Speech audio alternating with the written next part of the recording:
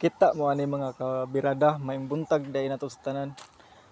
Bali ako may gahinay-hinay og hakot aning halublak 20 ni kabuok niya, bali pang ikaupat na nako ni hakot. Duha lang atong dala kay medyo bugat kayo. Dili sa tanto ra ba duol kay atong hakutanan ani.